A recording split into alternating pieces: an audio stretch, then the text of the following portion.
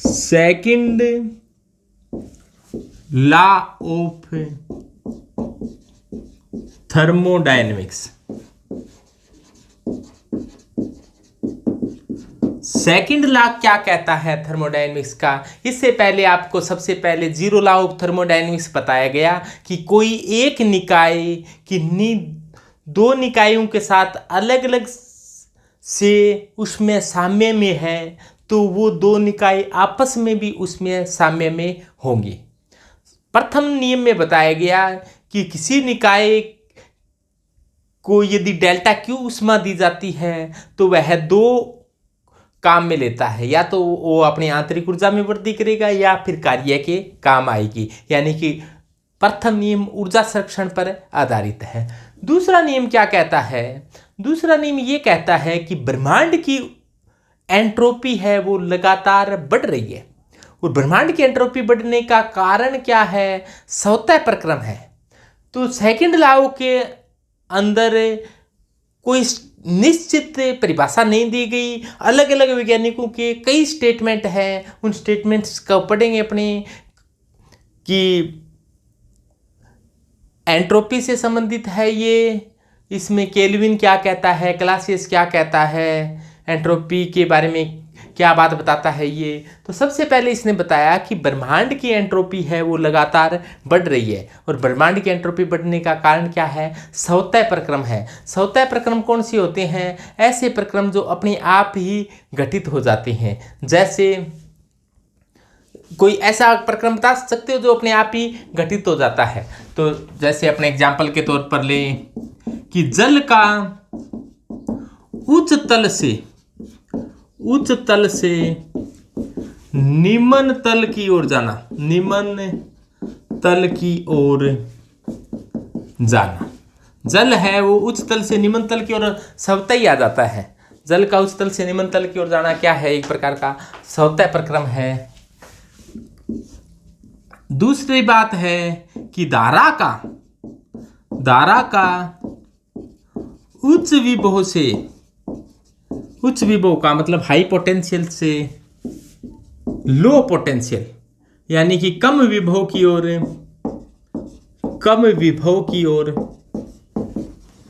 स्वतः ही आना,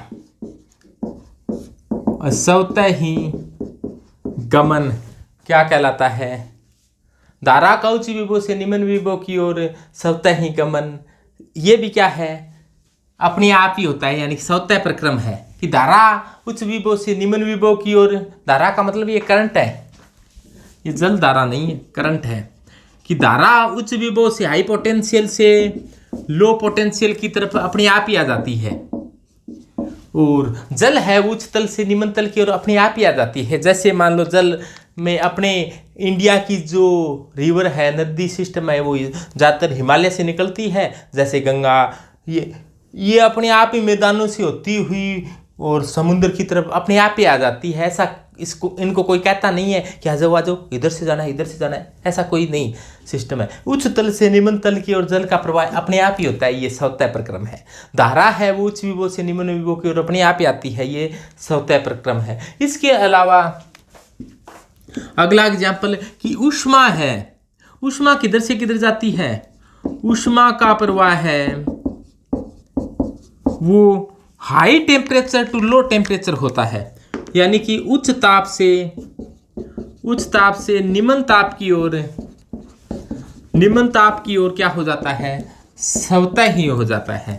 ये क्या है? स्वतः प्रक्रम है कि ऊष्मा का प्रवाह उच्च ताप से निम्न ताप की ओर स्वतः होता है।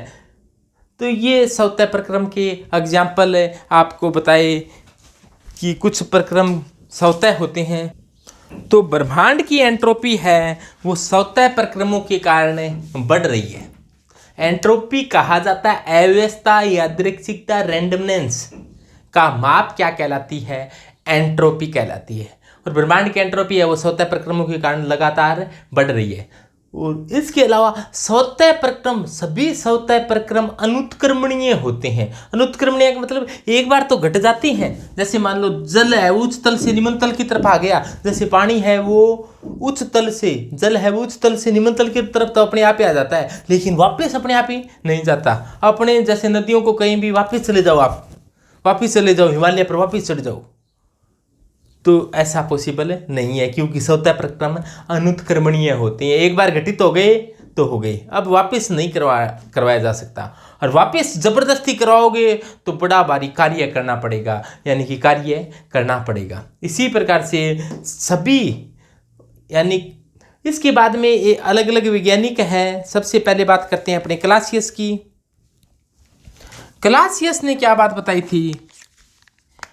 क्लासियस नाम का एक वैज्ञानिक था,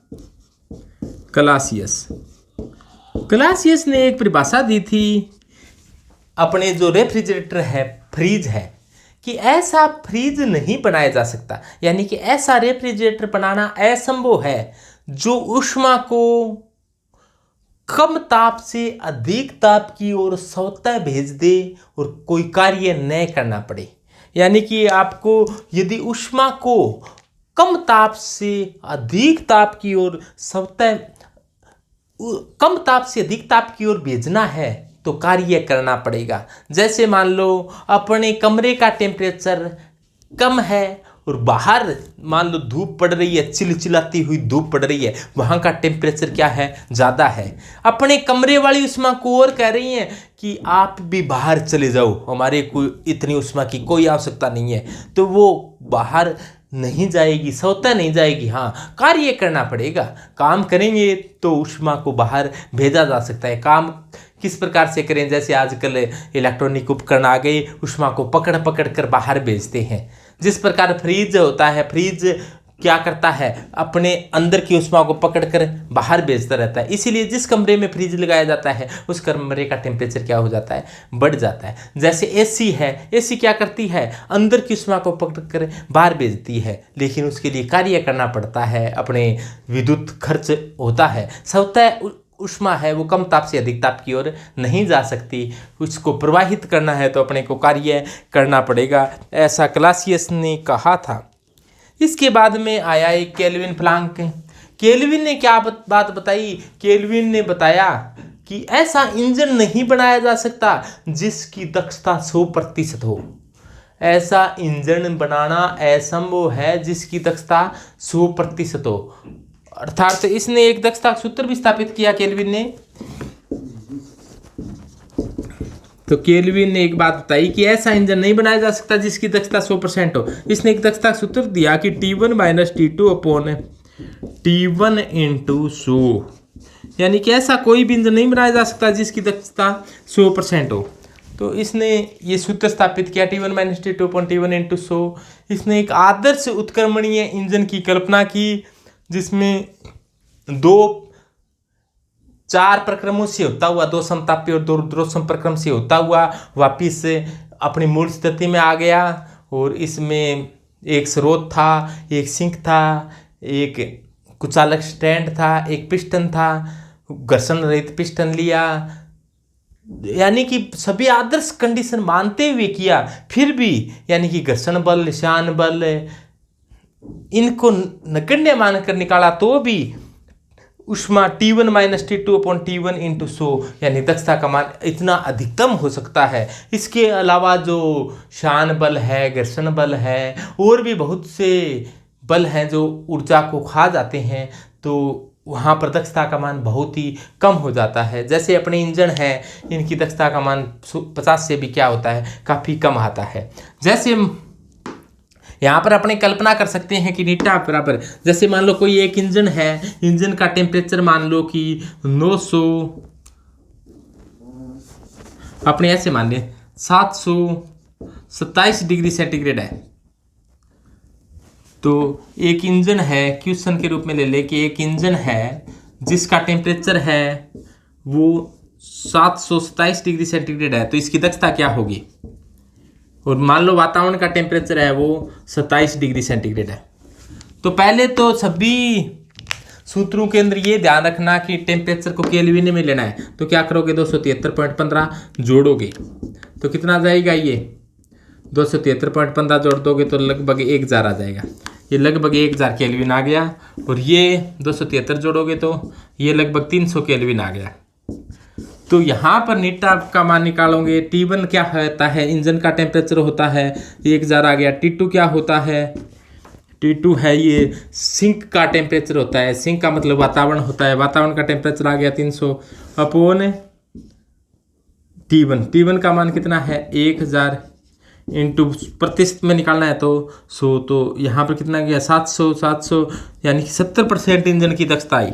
70% इंजन की दक्षता आई, लेकिन इतना टेम्परेचर भी नहीं होता। वातावरण का टेम्परेचर और इसके अलावा घर्षण श्यान बल इनको कोई शामिल नहीं किया गया।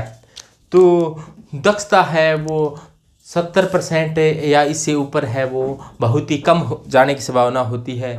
तो अपने सामान्य इंजन होते हैं, इनकी दक्षता लगभग 50 के आसपास या 50 से भी काफ़ी कम आती है।